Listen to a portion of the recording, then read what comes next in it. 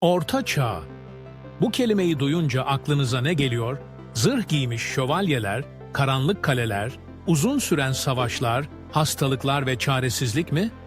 Evet, bu imgeler doğru ama Orta Çağ çok daha fazlasıydı. Hatta Karanlık Çağ olarak adlandırılması bile pek adil değil. Çünkü Orta Çağ, Avrupa'nın modern çağlara uzanan yolculuğunda bilim, sanat ve toplumsal yaşam açısından çok zengin bir dönemdi. Şimdi gelin bu gizemli çağın bilinmeyen ve şaşırtıcı yönlerine birlikte göz atalım. İlk olarak Orta Çağ'da üniversiteler kurulmaya başladı. Bologna, Paris ve Oxford gibi eğitim merkezleri binlerce genç öğrenciyi bilim ve felsefeyle tanıştırdı. Aristoteles'in eserleri çevrildi. Tıp, matematik ve astronomi alanında önemli ilerlemeler kaydedildi. Şaşırtıcı değil mi? Çünkü çoğumuz Orta Çağ'da bilimden çok gerileme olduğunu sanırız.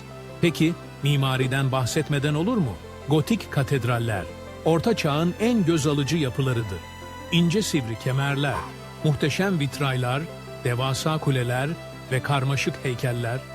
O zamanın ustaları binlerce ton taşı kaldırıp yüzyıllar boyunca ayakta kalacak yapılar inşa etti. Bu binalar sadece ibadet için değil, teknolojinin ve sanatın bir araya geldiği şaheserlerdi. Orta Çağ'ın günlük yaşamı ise düşündüğünüzden çok daha renkliydi. Kasaba ve köylerde düzenlenen panayırlar, müzik ve dansla doluydu. İnsanlar sosyal hayatı sever, komşularıyla bir araya gelir, oyunlar oynar, şenlikler yapardı. Ayrıca ahşap işçiliği, dokumacılık ve seramik gibi el sanatları da çok gelişmişti.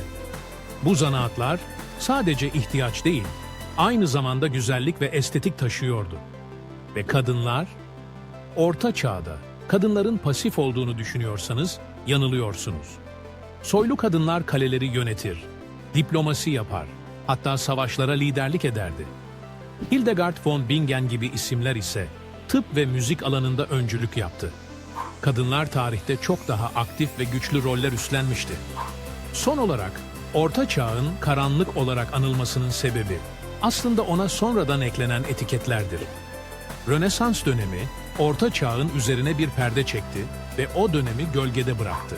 Oysa Orta Çağ, sanatın, bilimin ve toplumsal yaşamın temellerinin atıldığı canlı ve dinamik bir çağdı. Yani Orta Çağ'ı sadece tozlu kitaplarda kalan sıkıcı bir dönem olarak görmek haksızlık olur. O, tarihin en ilginç ve zengin dönemlerinden biridir. Ve şimdi siz de bu kadim çağın bilinmeyen yönlerini keşfetmiş oldunuz.